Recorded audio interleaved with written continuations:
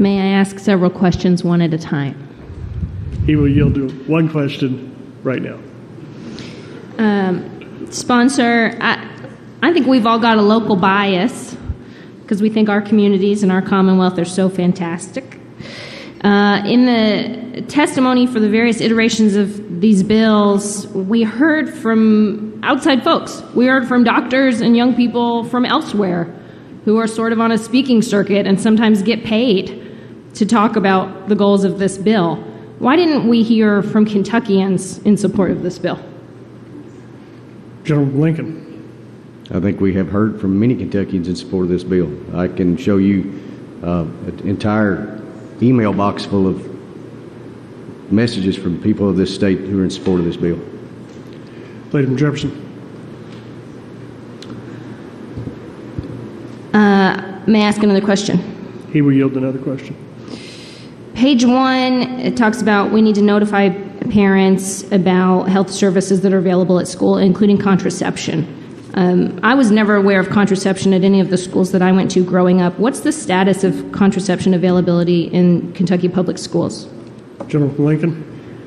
That I am not sure of. You would have to ask the gentleman from Jackson or gentleman from Barron, some of those folks who are in those school systems, what the status of that is. Lady from Jefferson. May I ask another question? He will yield another question. I'm in a lot of schools quite often as a parent and a teacher and a state representative and a mom. And so I'm looking on page 2, and it says that folks don't have to use the preferred pronouns or the preferred name of the student to, that it needs to match the biological sex. And have you ever been in a situation where you couldn't quite tell the gender of the person that you were, or the child that you were interacting with? General Lincoln. Could you repeat the question? I didn't hear the last part there. I apologize. Have you ever been in a situation where you couldn't quite tell the gender or the biological sex of the person or the child that you were talking to? General Lincoln. I'm sure there's been a situation at some point with younger children, yes, I'm sure. Lady from Jefferson. May I ask another question? He will yield another question. How would this bill address babies who are born intersex? General Lincoln. That is exempted in one portion here where it says that if there is a disorder that child is born with. Lady from Jefferson. May I ask another question? He will yield another question. I've heard from intersex people and parents of intersex children in my district that it might be the opposite that they want. That we're banning surgery for a lot of kids and we're almost mandating it for intersex children. Could intersex babies and children be permitted to grow up without medical intervention to push them toward one sex or another? General Lincoln. Again, if it is the disorder, it is exempted throughout the bill. Lady from Jefferson. May I ask another question? He will yield another question. I've been a teacher, and I think teachers and administrators might be confused by part of this. On one page it says that we don't want instruction exploring gender identity, gender expression, or sexual orientation. On the next page, it says that nothing shall prohibit school personnel from discussing human sexuality, including the sexuality of a historic person. So could you give me an example of what might be okay if you were talking about Harvey Milk or Frida Kahlo or Bayard Rustin, and what wouldn't be okay? General Lincoln. I think the language is pretty clear that if it pertains to history, that it is exempted. Lady from Jefferson. May I ask another question? He will yield. It says that any curriculum, instructional materials, lesson plans, and so on needs to be developmentally appropriate. Who determines what is developmentally appropriate? General from Lincoln. I think based on this bill, after that material is distributed to parents and give their consent, it's up to them. Lady from Jefferson.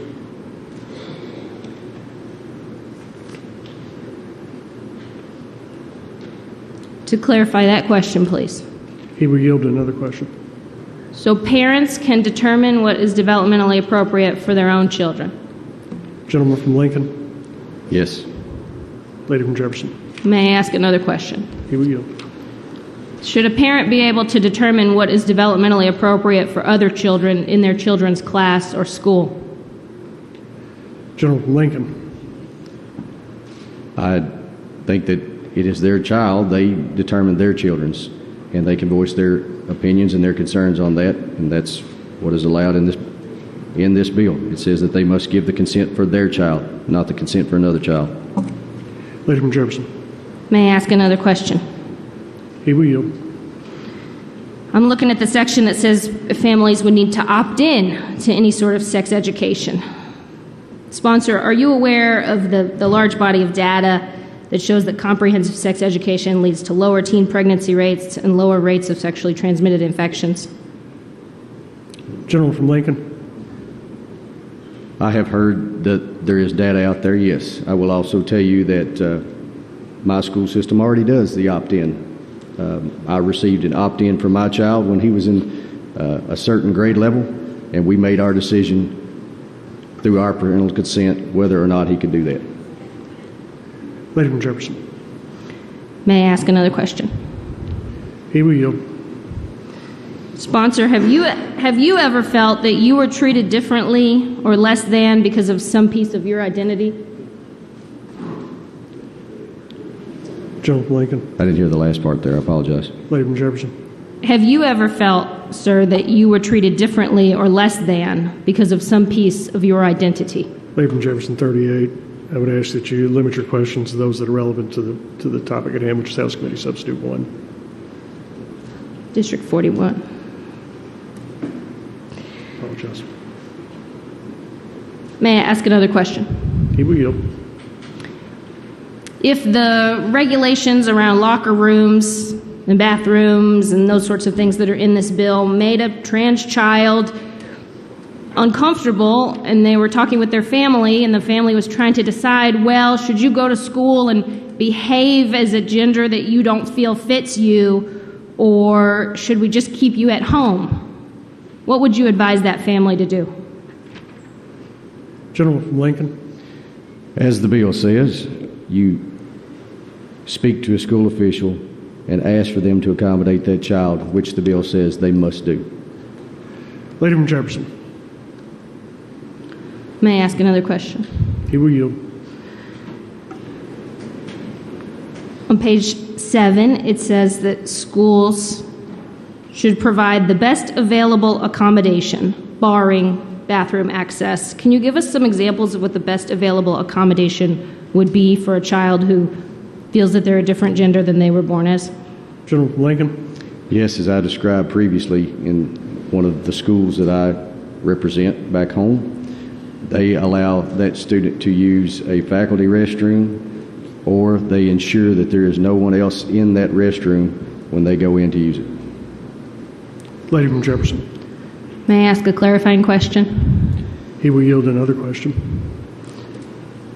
Do you think that a best available accommodation could include letting that child wear whatever clothing they want to school?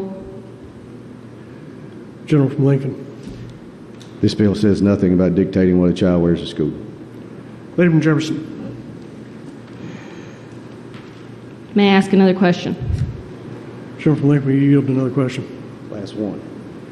Lady from Jefferson. One more question, sir? He will yield. Do one more question? He will Last yield to one. this question. He will yield to this question. Can you give us the number, please, of the types of things that would be banned under this bill? How many gender-altering surgeries were performed at Kentucky in the last year? How many kids were performed various drugs that would be banned under this bill? Gentleman from Lincoln. I do not. Lady from Jefferson. May I speak on the bill? Yes, ma'am.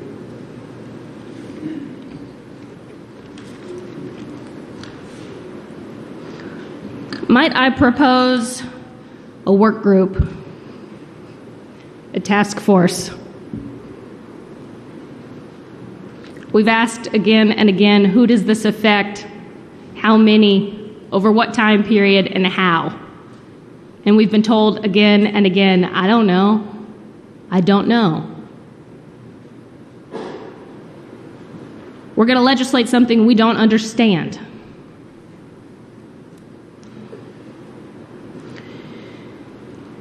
This bill reeks of a white savior complex. I would ask its supporters, can you name the kids that you're trying to save? Have you met the kids that you're trying to save? Have you asked them if they need saving? Why do you know better than their families, their doctors, the Kentucky Medical Association, and themselves?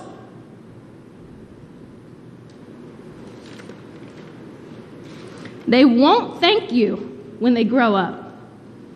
They won't thank you when they get to college, out of state, after they've moved away from home, away from Kentucky, away from you, never to return. This harms kids in every school in Kentucky. If you don't think that's true, you're naive and you're not listening. This harms kids in every school in this Commonwealth. We're going to lose our kids to suicide or to migration, and not just the trans ones either. We're going to lose the cisgender ones who say Kentucky's moving backwards fast.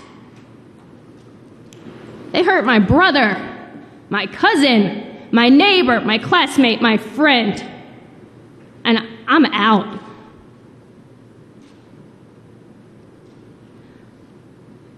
I want to tell them, this body is not representative of Kentucky. We represent the political parties of people who live in our districts. But in this body, I think we've got one person who rents their home instead of owns it.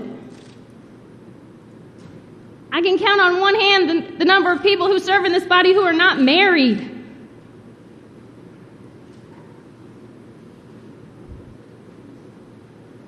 There's one queer person in this body.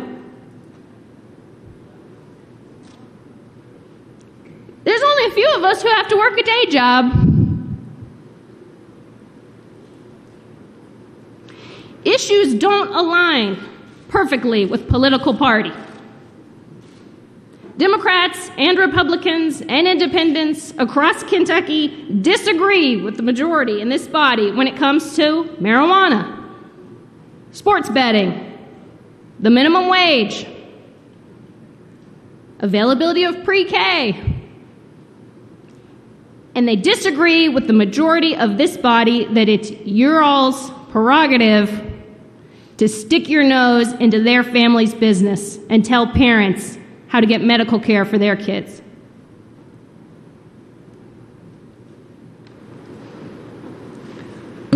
I joked a couple weeks ago that the theme of this session, if this session had a theme, it would be the lowering of standards to meet workforce needs. We lowered standards for people working in jails. We lowered standards for bus drivers. All kinds of other things. But there's a new theme to the 2023 legislative session in Kentucky. And it's ignorance. It's ignorance of children's individuality, children's agency, children's value, children's futures, and children's understanding of who they are. The disdain that this body shows for children astounds me.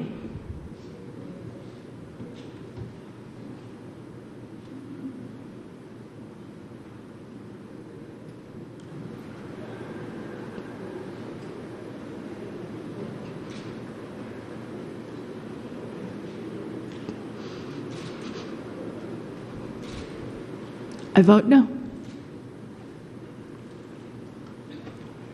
Chair recognizes the gentleman from Fayette, 77.